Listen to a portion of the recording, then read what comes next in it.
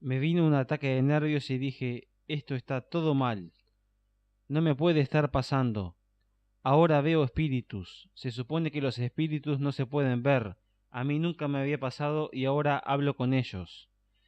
En ese momento tenía casi 40 años, 39 para ser precisa, y me parecía una locura estar viviendo eso.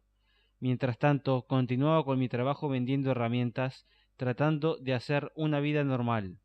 Mientras estaba ocupada, las horas pasaban rápido, pero al llegar a mi casa me encontraba otra vez con mi soledad, mi culpa y mi depresión. A esto se le sumaban las conversaciones con Abayubá. Era una lucha constante. Trataba de vivir normalmente enfrentándome a la soledad, a la culpa y a las cosas paranormales que estaba experimentando.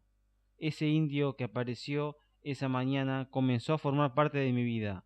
Estaba siempre conmigo. Jamás me dejaba sola. Me acompañaba a todas partes, me ayudaba en todo. Me hablaba mucho. Empezó a darme consejos.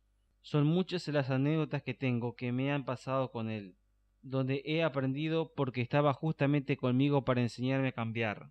Con Abayubá aprendí un poco más allá de la realidad en la que vive todo el mundo.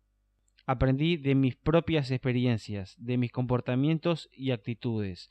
Ya había pasado un mes cuando empecé a tener contacto con Manuel, el muchacho con el cual había tenido el accidente. Una noche sentí que Manuel estaba junto a mí, empezó a hablarme, a llorar a mi lado, a decirme que él estaba bien, que todo lo que pasó era para que aprendiera, para que hiciera un cambio, y que él también tenía que aprender de lo ocurrido. Tuvo que morir porque no pudo cumplir con su contrato de vida y debía volver a reencarnarse. A partir de ahí empecé a conectarme desesperadamente con Manuel, empezamos a compartir largas charlas, aprendí mucho con él. Me enseñó que la muerte es solamente física, que somos inmortales, que el alma queda hasta que se le otorgue otro cuerpo. Manuel murió en el plano físico y volvió con el mismo sentimiento hacia mí con el que se había ido. Empezó entonces a decirme que me amaba, que me quería y comenzamos a tener una relación desde el plano espiritual, sin el cuerpo, sintiendo solamente con el alma. En esos momentos lo sentía de la misma manera que cuando estaba vivo.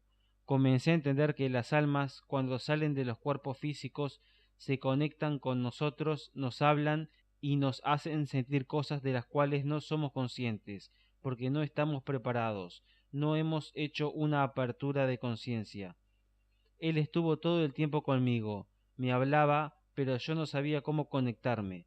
No entendía por qué primero me había conectado con un ángel, luego con Abayubá y después con él. El conectarme con ellos primero me permitió practicar la conexión con la mente.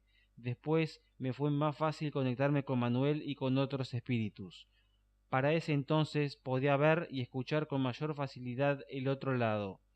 Alrededor de las personas veía entidades de otras realidades, ángeles y personas cercanas fallecidas. Yo los podía escuchar, pero no quería. Me negaba a hablar con los muertos, no me gustaba. Cuando estaba hablando con alguien, los familiares fallecidos de esas personas se mezclaban en mi conversación. Querían mandarle mensajes, pero yo no los quería escuchar. Me molestaba la situación.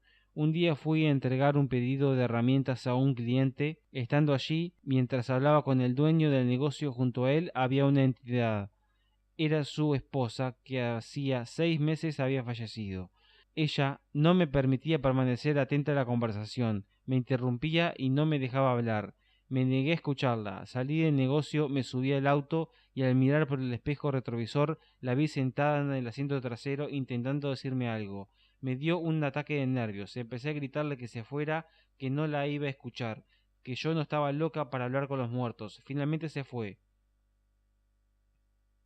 Lilian, esa no es manera de tratar a los espíritus. Herís su sensibilidad, les haces daño, me dijo Bayubá.